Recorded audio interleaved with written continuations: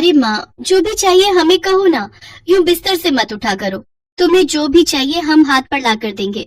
मेरी बच्ची, तेरे बाबा के जाने के बाद तूने अकेले सारे घर की जिम्मेदारी संभाल ली है।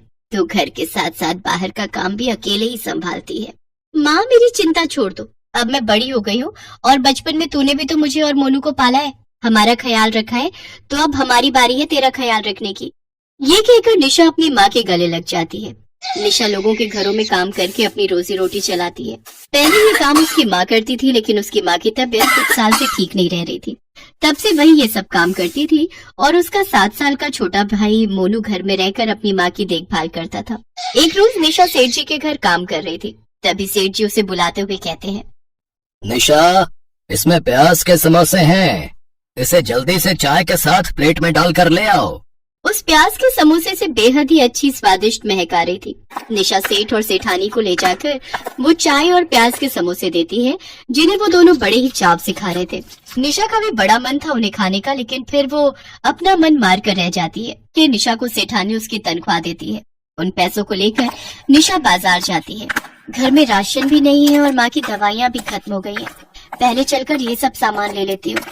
तभी बाजार में उसे प्याज समोसे वाले का ठेला दिखता है, जिसे देख निशा उसके पास जाती है। भैया, ये प्याज का समोसा कितने का है? पूरे 50 रुपया का है मैडम। अरे बाप रे, ये तो बड़ा ही महंगा है। इतने में तो हमारे घर की 2 दिन की सब्जी आ जाती है। ये सोचकर निशा वहाँ से चली जाती है। फिर वो राशन और दवाएं खरीद कर घर आती है तो उसकी नजर मंडी में सड़क पर फेंके हुए बेकार प्याज की ओर जाती है। वो उनमें से कुछ प्याज उठाती है और अपने घर के आंगन में लाकर बो देती है। फिर कुछ महीनों में ही उसके आंगन में प्याज उगने लगते हैं, जिसे देख निशा बहुत खुश होती है। अरे वाह, इतनी सारी प्याज उग गई, अब मैं इन्हें बाजार में बेचूंगी और उससे पैसे कमाऊंगी। लेकिन उससे पहले मैं इनसे प्याज के समोसे बनाऊंगी और अपने छोटे भाई और माँ को भी खिलाऊंगी। वैसे भी हम गरीबों के नसीब में कहाँ है कि हम बाहर से इतने महंगे प्याज के समोसे खा सके। निशा उन प्याजों को धोकर उन्हें कद्दूकस कर लेती है। फिर उसमें हरा धनिया, मिर्च मसाले और स्वादिष्ट सा पेस्ट बनाकर तैयार कर लेती है। फिर जल्दी से उन्हें समोसे में भरकर गर्मा गर्म समोसे बना लेती है और टमाटर की चटनी के साथ अपनी माँ को खाने को देती है, जिसे खाकर उसकी माँ उससे कहती है, वाह निशा, ये तो बहुत ही स्वादिष्ट है। इससे स्वादिष्ट चीज मैंने आज तक नहीं खाई। हाँ दीदी, ये तो बहुत ही स्वादिष्ट है। आज तो सचमुच मजा ही आ गया। आपके हाथों में तो जादू है। दीदी, मैं दावे के साथ कह सकता हूँ, आपके जैसे स्वादिष्ट समोसे तो पूरे बाजार में कोई नहीं बना पाता होगा। अरे, मैं तो कहता हूँ आप ये समोसे बाजार में ले जाकर बेचो ना, देखना अभी के अभी खत्म हो जाएंगे। अपने भाई के मुंह से ये बात सुनकर निशा के दिमाग में एक आइडिया आता है। फिर वो अगले दिन सेठ जी के काम से छुट्टी लेती है और घर पर रहकर ढेर सारे प्याज के समोसे बनाती है और फिर उन्हें लेकर बाजार में बेचने निकल जाती है।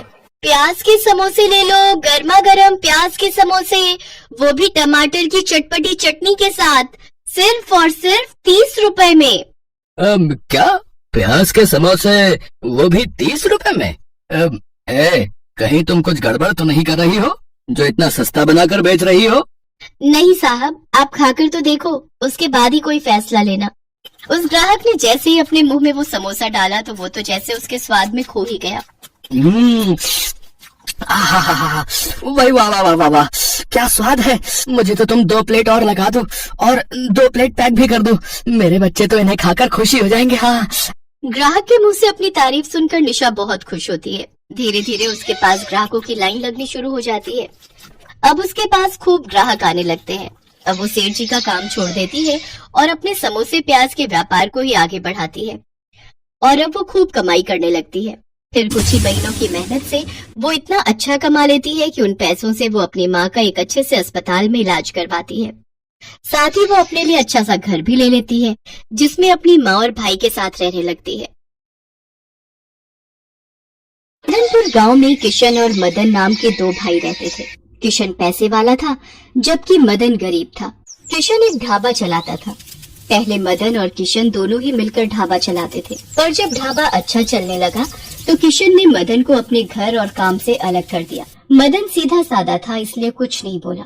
मदन ने शुरू से ही खाना बनाना सीखा था, इसलिए उसने अलग होने के बाद एक छोटे से ठेले पर कढ़ी चावल बेचना शुरू कर दिया। गांव में किशन का ढाबा होने की वजह से मदन के कढ़ी चावल का ठेला ज्यादा नहीं चलता था। मदन दयालु स्वभाव का था। वो गरीब और भूखे लोगों को भोजन मुफ्त में ही खिला दिया करता था।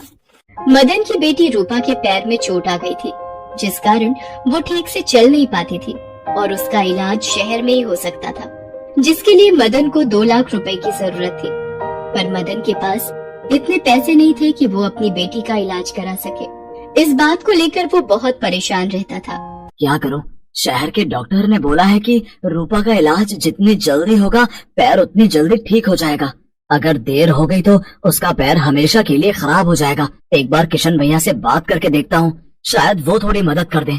मदन अपने भाई से इस बारे में बात करने के लिए जाता है। पागल हो रहा है क्या? 2 लाख रुपए कोई छोटी रकम थोड़ी होती है। एक तो पहले ही मेरा ढाबा ठीक से नहीं चल रहा, घर में बड़ी दिक्कत चल रही है, और फिर तू तो कड़ी चावल का ठेला लगाता है। तेरी कमाई नहीं होती क्या जो मुझसे मांगने के लिए आ गया? किशन अभी मदन पर गुस्सा हो ही रहा था कि तभी एक बूढ़ा व्यक्ति किशन के ढाबे पर आता है। भैया कुछ खाने को दे दो, बहुत भूख लगी है। भगवान तुम्हारा भला करे। लो, एक मांगने वाला पहले आया, दूसरा मांगने वाला बाद में आ गया। जब देखो मेरे ढाबे पर भिखारियों की भीड़ लगी रहती है। मेरे ढाबे से फूटी कौड़ी तो क्या, एक निवाला भी किसी को नहीं मिलेगा। चलो जाओ यहाँ से। मदन समझ गया था कि कहीं न कहीं किशन ये सब उसे ही सुना रहा है। वो निराश हो जाता है। बूढ़ा व्यक्ति भूखा ही वापस जा रहा था। तभी मदन उसे आवाज लगाता है। अरे बाबा रुको, पास ही में मेरा ठेला है, वहाँ पर चलो, मैं कुछ खिलाता हूँ। मैं अपना ठेला लेकर वापस घर ही जा रहा था। ये कड़ी चावल है, ये तुम खा लो और अपने घर भी लेते जाओ। जीते रहो बेटा, भगवान तुम्हें जीवन की हर खुशी दे। कड़ी चावल को देखकर बूढ़ा व्यक्ति बहुत खुश होता है और मदन को दुआएं देता हुआ चला जाता है। मदन के मन में रूपा को लेकर बहुत चिंता थी। ऐसे ही दिन बीत रहे थे, पर मदन पैसों का कोई भी इंतजाम नहीं कर पाता। एक दिन मदन जब कड़ी चावल का ठेला लगा रहा था, तभी वहाँ से कुछ साधु महात्मा गुजर रहे थे। सभी महात्मा बहुत भूखे थे। वो आपस में बात करने लगे। बहुत भूख लगी है। हम साधुओं को देखकर उस ढाबे वाले ने मुफ्त में भोजन खिलाने के लिए साफ मना कर दिया। एक बार इस कड़ी चावल के ठेले वाले से पूछते हैं, शायद ये हमारी कोई मदद कर दे। हाँ हाँ, पूछ कर देख लेते हैं, नहीं तो भूखे ही मंदिर की ओर बढ़ जाएंगे। बेटा बहुत भूख लगी है, क्या तुम हमें कुछ खिला सकते हो? हाँ हाँ महात्मा जी, ये तो मेरा बहुत बड़ा सौभाग्य है कि आप मुझ गरीब के ठेले के कड़ी चावल खाओगे। आप सब यहाँ बैठो, मैं आप सबके लिए कड़ी चावल की प्लेट बनाता हूँ। मदन सभी साधुओं के लिए बढ़िया तरीके से कड़ी चावल तैयार करता है। मदन के ठेले के कड़ी चावल खाकर साधु महात्मा तृप्त हो जाते हैं। तुम सचमुच बहुत दयालु हो, पर तुम कहीं ना कहीं किसी शंका में हो। हमें अपना दुख कहो। मदन उन साधुओं को अपनी परेशानी बताता है। तुम्हें परेशान होने की कोई आवश्यकता नहीं है। हम तुम्हें एक ऐसा मंत्र बताते हैं जिसकी सहायता से तुम जब भी कड़ी चावल बनाओगे तो वो दुगने हो जाएंगे और उनका स्वाद भी बहुत बढ़िया हो जाएगा। इससे तुम्हारी बिक्री शुरू हो जाएगी। तुम आराम से अपनी बेटी रूपा का इलाज शहर में करवा सकते हो। पर तुम्हें एक बात का हमेशा ध्यान रखना है, तुम्हें रोजाना अपने ठेले से 100 गरीब और लाचार लोगों को कड़ी चावल मुफ्त में खिलाने होंगे। आपका बहुत बहुत शुक्रिया, मैं इस बात का ध्यान रखूंगा। उन साधु महात्माओं का दिया मंत्र पढ़कर उस दिन से मदन कढ़ी चावल बनाने लगा।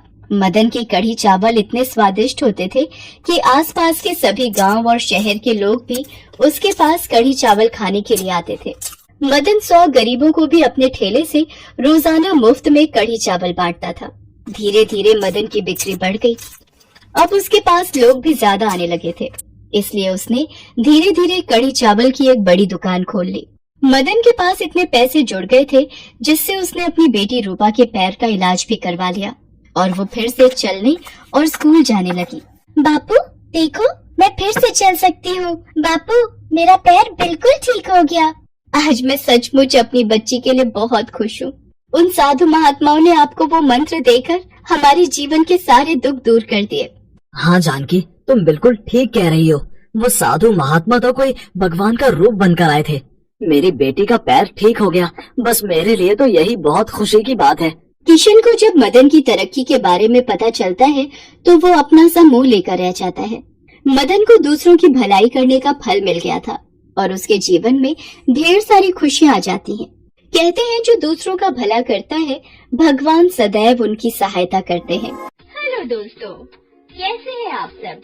हमारी कहानियां देखने के लिए हमारे चैनल को सब्सक्राइब कीजिए और हाँ, बेल आइकॉन पर क्लिक करना मत भूलिएगा।